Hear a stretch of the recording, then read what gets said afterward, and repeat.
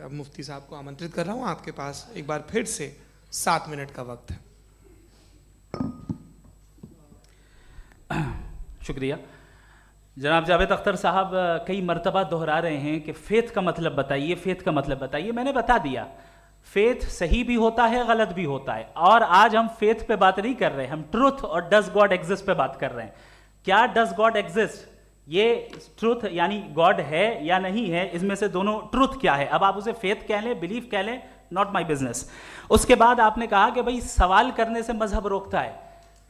मैं कहता हूं जो रोकता है वो रोकता होगा, मैं नहीं रोकता, बल्कि सवाल करें, सवाल करना चाहिए। सवाल कर करके तो हम आगे बढ़ते हैं, तरक्की करते हैं, और इसीलिए मैं आज यहां पे आया हूं। लेकिन सवाल सिर्फ खुदा से नहीं होगा, आपसे भी होगा। सवाल एथिज्म से भी होगा, सवाल सिर्फ मजहब से नहीं होगा, सबसे होगा। और आज मैं सवाल करूंगा और उम्मीद है कि आप जवाब देंगे। अभी तक आपने वैसे कॉन्टिंजेंसी आर्गुमेंट का कोई जवाब नहीं दिया है। चलें, आपने कहा यूनिवर्स के बारे में इटर्नल क्यों नहीं बोल देते। ये चूंकि लॉजिकली पॉसिबल ही नहीं है कि यूनिवर्स इटर्नल हो। यूनिवर्स एक कॉन्टिंजेंट चीज है जो टाइम एंड स्पेस के पाबंद है, टाइम एंड स्पेस से बाउंड है। जो टाइम एंड स्पेस से बाउंड होगा वो कॉन्टिंजेंट होगा, जो कॉन्टिंजेंट होगा वो उसकी बिगिनिंग हुई होगी, जिसकी बिगिनिंग हुई होगी वो इटर्नल नहीं हो सकता। ये तो कॉमन सी बात है।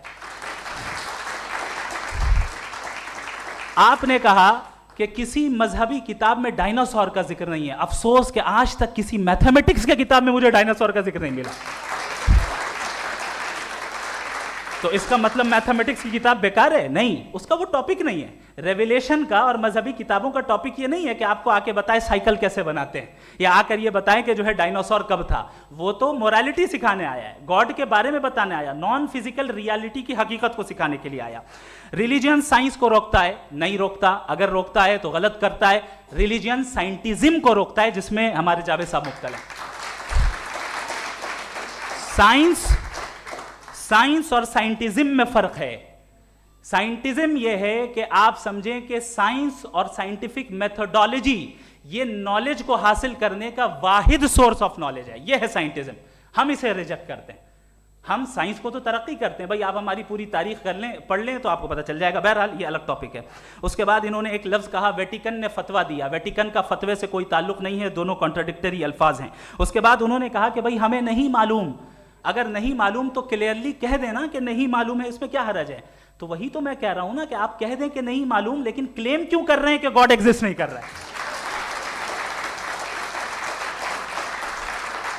आप कह दें नहीं मालूम है, हो सकता है हो सकता ना हो, लेकिन आप क्लेम कर रहे हैं। The moment you say God does not exist, this is a claim, and now the burden of proof is upon you to, जैसे हमारे ऊपर है। और क्यों है मैं बताता हूं, क्यों है ये भी मैं बताता हूं। फिलोसॉफिकली जो क्लेम होता है ना, सिर्फ ये नहीं होता कि इंसान कहे पॉजिटिव क्लेम करे और नेगेटिव क्लेम करे तो बर्डन ऑफ प्रूफ नहीं है। आप मिसाल के तौर पे मैं कहूं कि फुला उस कमरे में कोई नहीं है, मैंने एक नॉलेज का क्लेम किया है। उस कमरे में कोई नहीं है, मैंने एक नॉलेज का क्लेम किया। या तो मैं कहूं मुझे नहीं पता, हो भी सकता है नहीं भी हो सकता है, this is not a claim. लेकिन जब मैं कह रहा हूं कि वहां कोई नहीं है, या मैं कह रहा हूं वहां कोई है, दोनों क्लेम है और दोनों के ऊपर बर्डन ऑफ प्रूफ है। हमारे ऊपर भी बर्डन ऑफ प्रूफ है। मैंने कंटिंजेंसी आर्ग्यूमेंट दिया, इसे तोड़कर दिखाइए।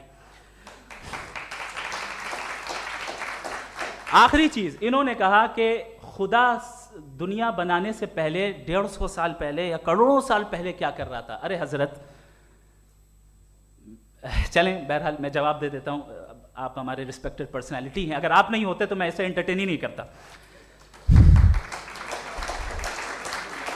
टाइम, ये 100 साल पहले या 100 साल बाद, पहले बाद में अभी, ये वो अल्फाज हैं जिनका ताल्लुक टाइम से है। टाइम शुरू ही हुआ है यूनिवर्स की बिगिनिंग के बाद, तो उसके पहले खुदा क्या कर रहा था। सवाल इलॉजिकल है, ये फेलेसी है।